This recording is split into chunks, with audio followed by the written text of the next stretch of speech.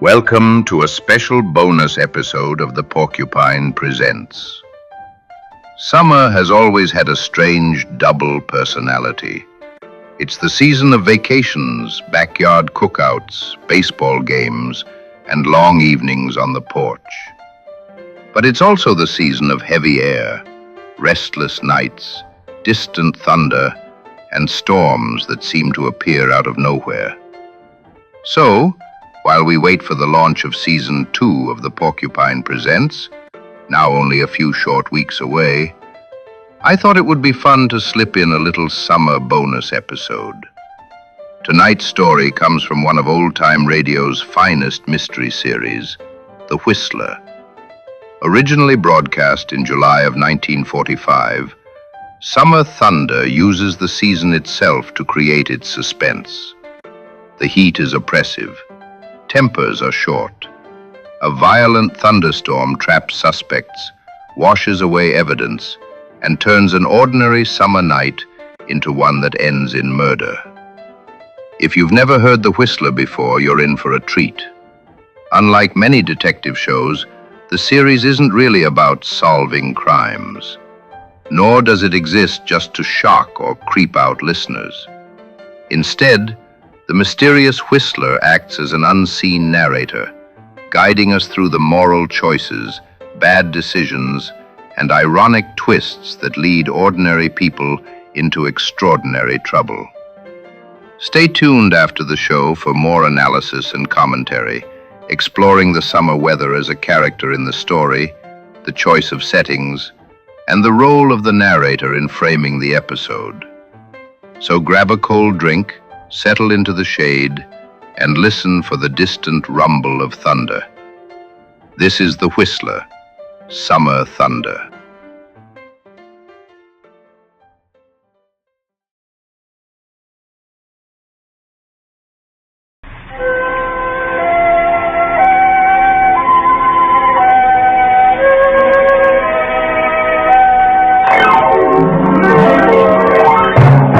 The Signal Oil Company and your neighborhood signal dealer bring you another curious story by The Whistler.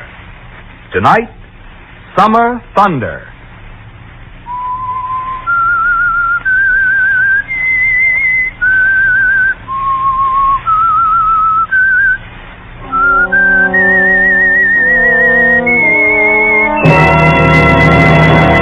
I am the Whistler, and I know many things, for I walk by night.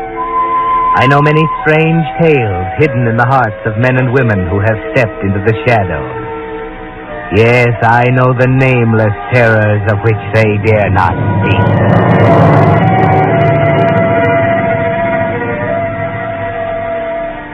There is a curious connection between an entry in the records of the British Weather Bureau and a corresponding item in the annals of the Police Department of Plymouth.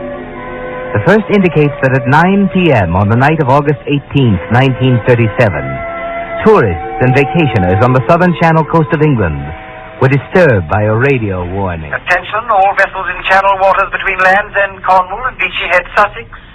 Low pressure area approaching rapidly from the southwest. Violent storm in prospect. Put into the nearest port immediately. I'll repeat that. Attention, all vessels in Channel waters between Land's. The heat was oppressive, deadly. The atmosphere was so heavy and damp that breathing was an achievement.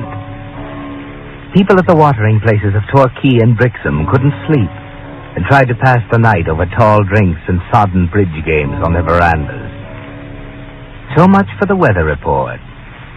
The police records indicate that on the same night, a night when the heat had put everyone in southern England on edge, murder was taking shape in the mind of at least one human being.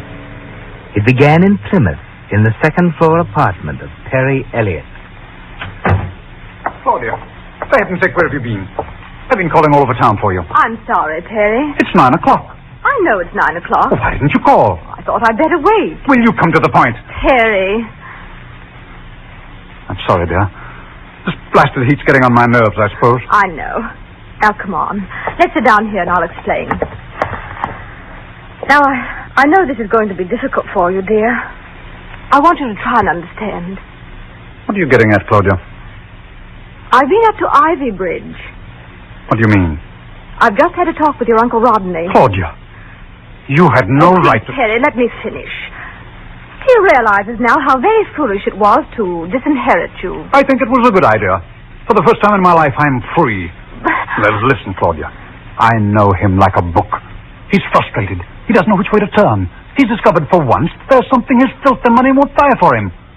He can't pull strings anymore and watch me jump about like a marionette. Terry, you don't understand. I'm afraid I do. Did he call you? No, it was your aunt. Agatha? She knows better than that. She's only trying to make peace in the family, Perry. I tell you, I don't want his money. Is that clear? He changed his will. Let him leave it that way. I said he's sorry about it. He wants to apologize. Apologize? Wait a minute. Do you know why it all happened? He didn't approve of you. He said I'd married a social climber, that I was dragging the noble name of Elliot in the mud. Claudia, I can't understand how you could fall for it. I've said I'll forgive him, Perry. I see. He's bought you off like the rest of them. Perry, you're not being fair. And you're not very perceptive. Don't shout at me. Very well. Cigarette? No, thank you. Do you have a match? I don't know what's become of my lighter. Here you are. Thanks. Well, Perry? Claudia, darling. Tonight, for the first time in my life, I feel quite capable of killing a man. Perry! I'm rather pleased about it. It'll put me on equal terms with Uncle Rodney. What do you mean? I'm going to see him, dear. When? Now.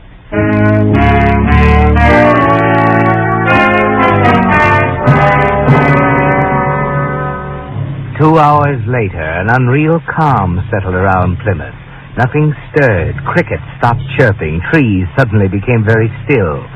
And the bridge players paused to note there was an electric feeling in the air.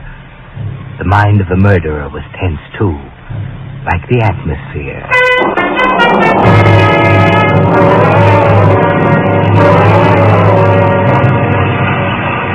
Then it hit. Bridges washed out. Roads became bogs. And shortly after midnight, the telephone rang in Claudia Elliott's apartment. Yes? Claudia, Oh, yes, Aunt Agatha. What is it? something terrible has happened. Rodney is dead. Where's Perry? I don't know. He and Rodney had a terrible scene about money or something. Did you notify the police? The inspector will be here directly. I'd better come out right away.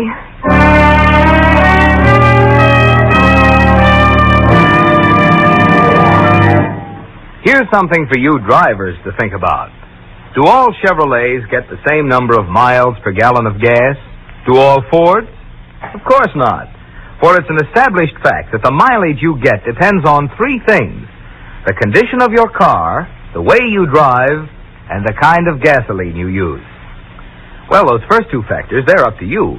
But when it comes to gasoline, that's where I come in. For the same company that sponsors the Whistler, Signal Oil Company, also makes the gasoline that's become famous throughout the West as the Go Farther gasoline. Yes, for years, wise Western drivers who kept careful record of mileage found you do go farther with Signal gasoline. But what's most important is that even today, you still go as far as before the war with Signal, and I'll tell you why. You see, although certain high-octane anti-knock ingredients are reserved for war, the mileage ingredients which made pre-war Signal famous are still in today's Signal formula. And what's more, new hydrocarbons rich in mileage have even been added. Oh, but you're not interested in chemical formulas. You're interested in miles. And there's an easy way to prove that for yourself. Invest your next gas stamps at one of the friendly stations displaying Signal's yellow and black circle sign. Let your own car prove that it's as true today as before the war. You do go farther with Signal gasoline. And now, back to the Whistler.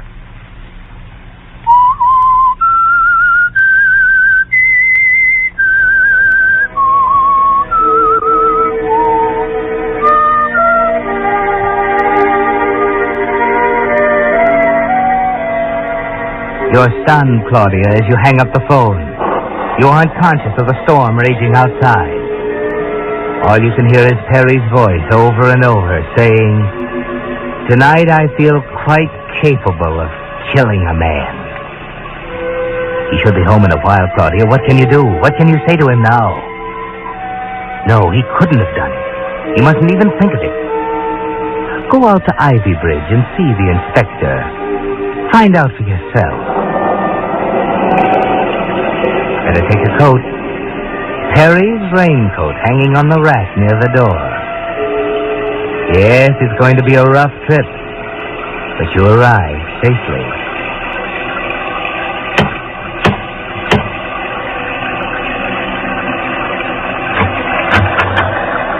Evening, madam.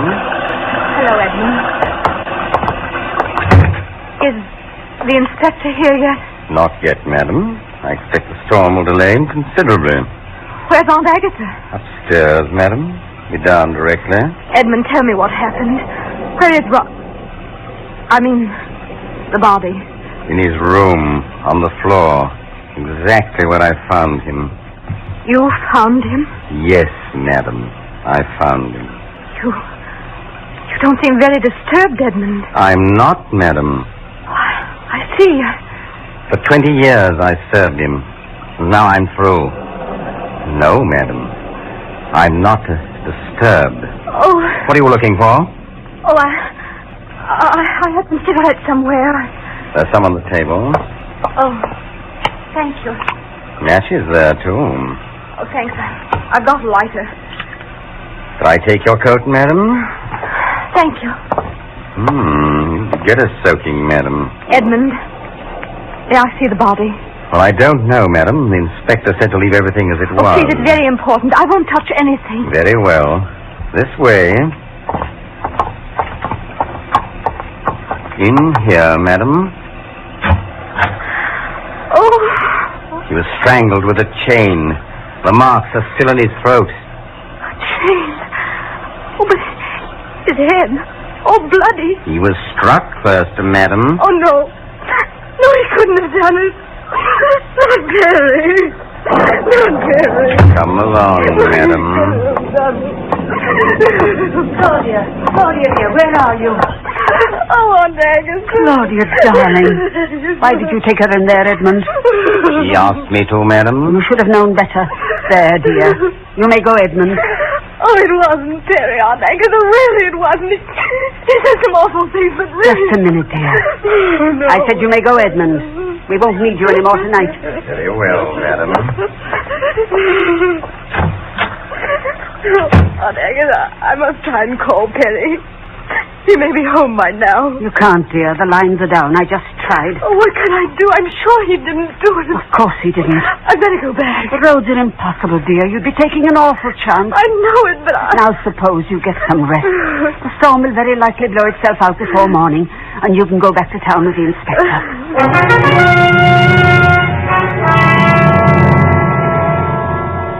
Yes, Claudia, you could use some rest, but you lie awake until 3 in the morning, telling yourself over and over that Perry had nothing to do with it, never quite believing yourself. You finally drop off to sleep, only to find Perry smiling at you from 100 angles as he toys with a short length of chain. You're trying to tell him, trying to explain, but he continues to smile and tie loops and knots in the chain, until finally... It's morning. 6 o'clock by your watch. All you can think of now is finding him. You dress hurriedly and leave while the others are still asleep. The storm has passed, the sky is blue, and the morning air is cool in your face as you drive back to town to your apartment. The bed's been slept in, and piled in a heap on the closet floor are the clothes Perry wore last night. The navy blue jacket and white linen pants, sodden and muddy. You lay them out on the floor, and then there's a suspicious-looking stain on the left leg of the white trousers. Quickly, go through the pockets. A card with a red smear on it, a fingerprint in blood. Now the coat. In the right outside pocket, A short length of chain. Oh, no, Perry. No.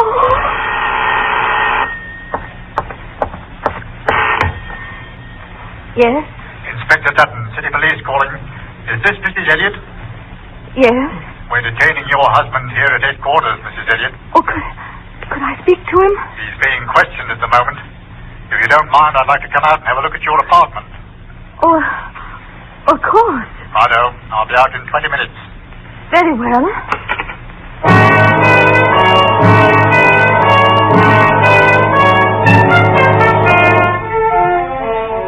Well, Claudia, that puts it up to you, doesn't it? You can go one way or the other.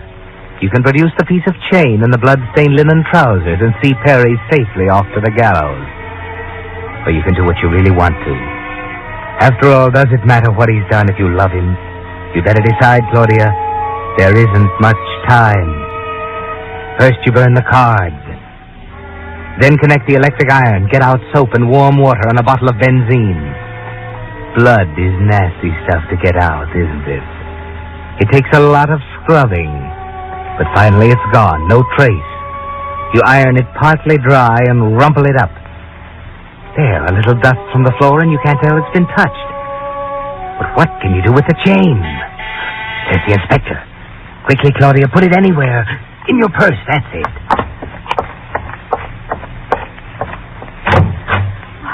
Good morning, Inspector. How do you do, Mrs. Elliot? You returned rather early from Ivy Bridge, didn't you? I was quite concerned about Perry. We couldn't get through on the telephone. Did you think of calling at headquarters? Well, I just arrived when you telephoned. I see. Now, let's take a look, eh? Mr. Elliot presumably slept in this room last night? Yes. You haven't disturbed anything? No. Yeah. Here we are. These are the clothes that he wore last night? Yes. Blue jacket and white linen trousers. I'll take these along if you don't mind. Let me see. What is it? Nothing in the pockets, eh? Well, I suppose he emptied them when he changed clothes. I'm afraid your husband is getting into this thing rather deeply, Mrs. Elliot. What do you mean? I think you'd better come along. Oh, couldn't I drop down later, perhaps a half hour? I'd like to clean up and... It's rather a peculiar position to take, Mrs. Elliot. Perhaps you aren't aware of the fact that your husband's life is at stake. I realize that, Inspector. I'll get my purse.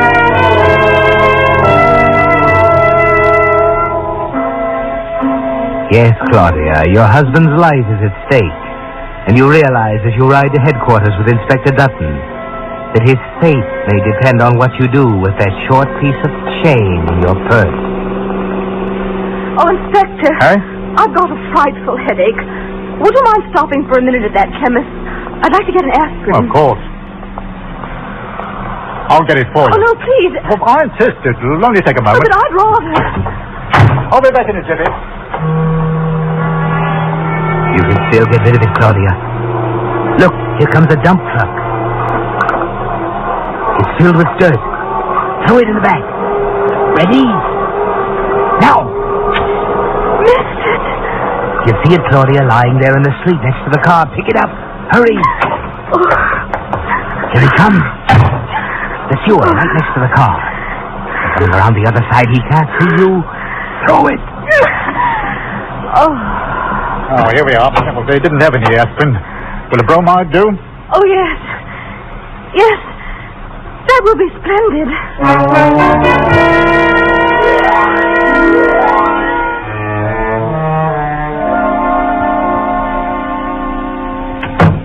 Reeves? Yes, Inspector? Mr. Reeves, this is Mrs. Elliot. How do you do, ma'am? Would you get Mr. Elliot, please? Yes, sir. He's right here in the next room. Sit down, please. Thank you. Come in, Mr. Elliot. Hello, Claudia. Perry. Sit down, Elliot. Now, I want the complete story this time. I must warn you that anything that you say may be used in evidence against you. Take it down, Reeves. Yes, sir. I've said it so often, I know it by heart. I'll say it again. I left Uncle Rodney's at 11:15. At 11:30, the storm broke and I got stuck in the mud about halfway home. I was there for 3 hours and all. That's a deuced poor alibi. I told you I can prove it. The chap who stopped to help with... Well, what about him? I asked him for his card. I was going to try to find him and reciprocate. What's his name? I didn't even read it. The card's in the pocket of my blue jacket, though. You can call him. The card isn't in the pocket, Mr. Elliot. You can see for yourself. Here. Why, I don't know how... Why, it was there last night. All right. There's the chain. What chain? Perry! Wait a minute, Claudia. I told you, Inspector, the man tried to pull me out of the ditch with a chain, but the chain broke. I remember putting the odd piece in my pocket. Now, what have you done with it? I haven't done anything with it. That jacket's exactly the way I found it on the floor of your closet. You're lying, Inspector. It's got to be there. It's not there. You can see for yourself. All right. When the motor went dead, he thought it might be a clogged petrol line, so we drained a quart or so of ethyl from his petrol tank to fill the carburetor. I spilled some on my trousers. I remember there was a red stain on them when I got in this morning. I never use ethyl petrol, do I, Claudia? Do I? Oh, Perry, Here are the trousers, Elliot. Look at them. Why, what? You see, Elliot? You don't have much of an alibi. What? I don't know. And furthermore, can you explain the cut on your hands? They look very much as if you took too tight a grip on a chain. Stayed quite a bit, didn't they? I was holding on to the shackle when he pulled me out. It was a chain. Oh, of course. It's a frame-up, Inspector. Someone's been in my apartment. No one's been in your apartment. Except your wife. Claudia. You. Oh, I don't know what... Take him back, please. Perry. That'll be all. Yes, sir. You don't need to assist there, Reeves, thank you. I can make it alone. I know it's difficult, Mrs. Elliot. Oh, they can't convict him on that kind of evidence. Just because he can't prove he was somewhere else. It'll go a long way. We have more positive evidence, of course. What? We know, for example, that he was in the bedroom of the deceased about the time he was killed. Oh, you're wrong. Oh, listen, Inspector, you've got to believe me.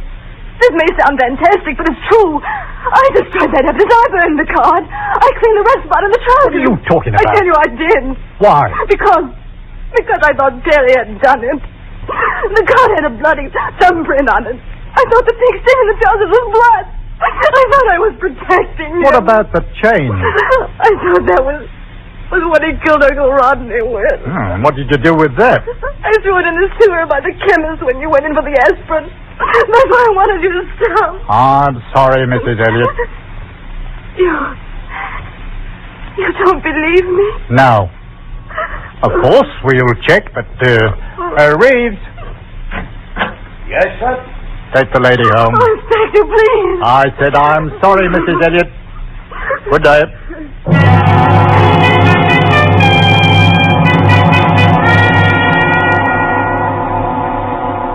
Well, Claudia, you're finally beginning to grasp the horror of the thing you've done. You couldn't have made a smoother job of it if you tried to frame your husband. There's no way out. Or is there? You do believe Perry, don't you? He didn't do it. But if he didn't, who did? Rodney wasn't what you'd call a model of popularity. He had enemies, plenty of them. Some, perhaps, with motive enough to kill him. Who would know? Aunt Agatha. As soon as you can get a call through to Ivy Bridge, you telephone her. Perhaps she can help. You feel better when she arrives at the apartment late in the afternoon. I'm so glad you've come, Aunt Agatha. I've made a terrible muddle of things. I wish there was some way I could help, dear. You believe Perry, don't you? Believe what? He's getting stuck in the ditch and having the man help him. I don't know. What do you mean? He acted so strangely with Rodney last night. I tried to make him understand, but first thing I knew, Rodney said some things he shouldn't have said, and there was a horrible scene. Perry went into a blue rage and threatened Rodney. I had to leave Claudia. I was afraid of him. What's that? Oh, the back door blew open. Oh, I'll get it. Oh, leave it. It's so hot. Aunt Agatha, he couldn't. I know Perry has a temper, but he's kind and good. Oh, don't you see? It must have been someone else. But who, dear? Oh, I don't know. But Uncle Rodney had lots of enemies. There must have been someone who would gain something by his death. Don't you see? Perry had nothing to gain and everything to lose. But he wasn't thinking clearly, dear. Oh, you must know of someone else. That's really why I asked you to come here. There must be someone. Why, I don't know. Agatha, they can't convict him just because he can't prove an alibi, can they? Well, I think that's pretty important. The inspector said something about more positive evidence. What did he mean? Why, I don't know. The lighter, perhaps. The what? His cigarette lighter. They found it next to the body. Next to the... Well, that's impossible. What do you mean? He didn't have it last night. He left it in the pocket of his raincoat. I had it. I used it right there in the house. And when I came back this morning, I left the coat. Agatha, somebody took that lighter out of the coat and put it near the body before the police arrived. Afternoon, madam. Edmund, what are you doing here? I've been listening at the door, Miss Agatha. Eavesdropping. So, that's it. You, Edmund. Better take it easy, madam. I've got a gun.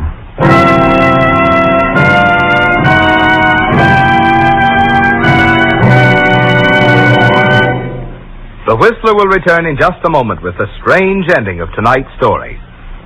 Meantime, I'd like to tell you about two live-wire young Californians who typify the more conscientious, more thorough service your car gets from a privately owned signal station. I'm talking about Bud Morley and Frank Sager, who just a year ago took over their own signal station in Burbank, California. Both, of course, had had years of experience servicing cars. Well, before long, Bud Morley and Frank Sager had more than doubled their business. Now, there must be good reasons for such success, and there are. Those boys are friendly, courteous, eager to please. They not only give service with a smile, but include many little unasked-for extras. For after all, being in business for themselves, they have a personal reason for keeping customers so well pleased, they'll come back again and again. And there, friends, you have the important difference in signal service. A difference in thoroughness and conscientiousness that can add so much to the life of your car. What's more, it costs nothing extra. It's ready for your car at your neighborhood signal gasoline dealers. And now, back to the Whistler.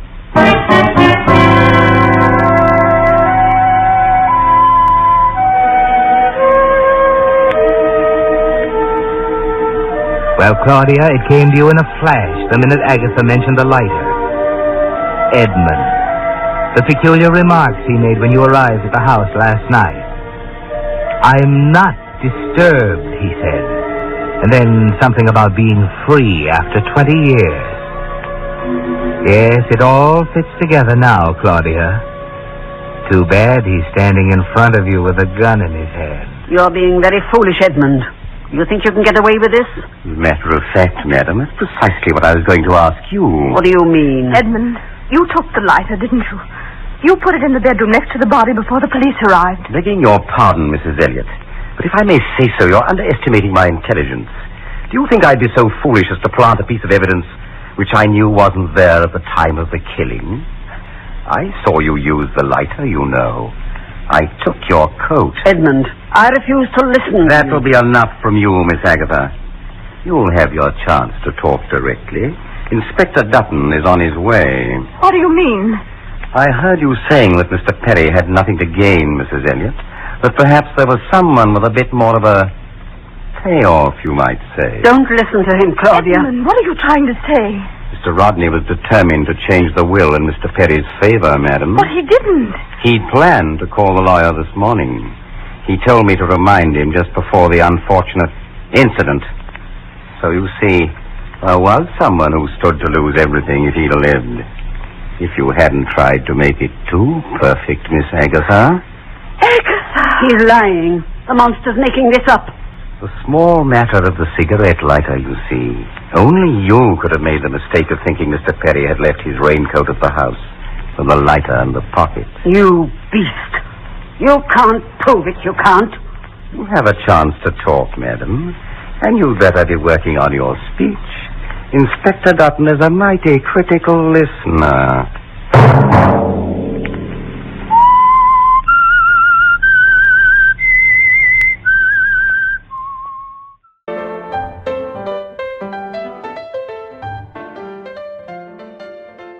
That was The Whistler with Summer Thunder from 1945.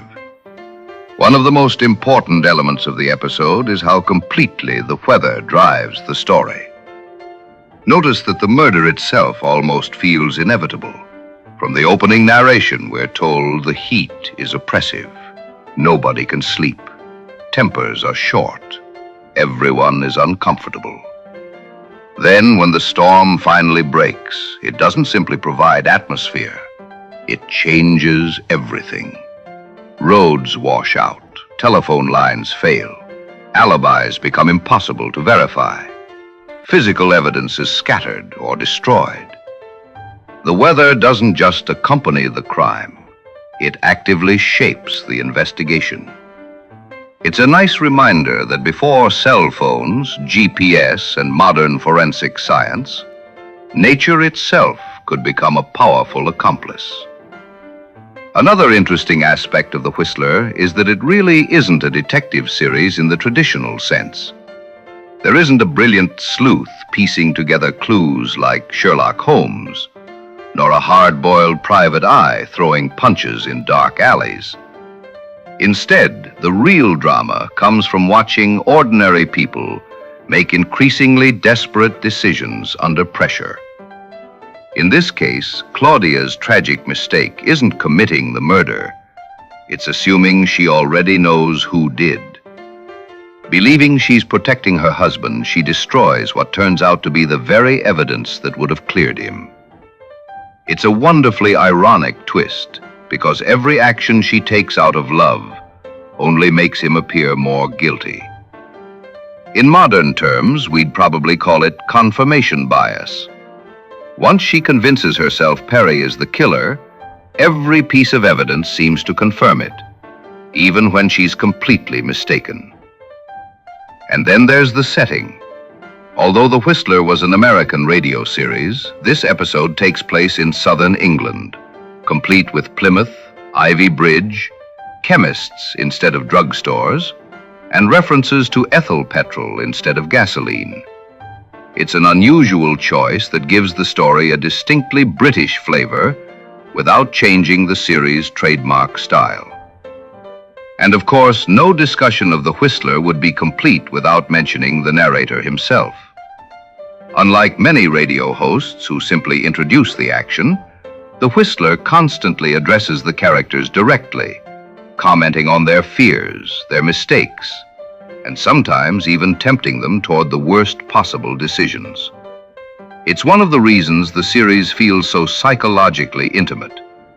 Rather than simply asking, who committed the crime, the show is more interested in asking, why do ordinary people make catastrophic choices? Finally, Summer Thunder provided the perfect excuse for this little summer bonus episode while we count down the last few weeks of this inaugural season of The Porcupine Presents and await the start of our second season. We're now just a few weeks away, and we can't wait to share another season of mysteries, adventures, suspense, comedy, science fiction, and some wonderful discoveries from the golden age of radio, along with new original series.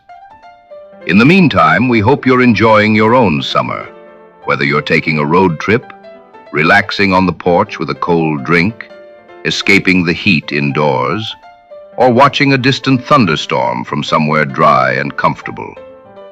As always, thank you so much for listening, for subscribing, and for helping keep these remarkable old radio programs alive. We'll see you again very soon. Until then, keep listening.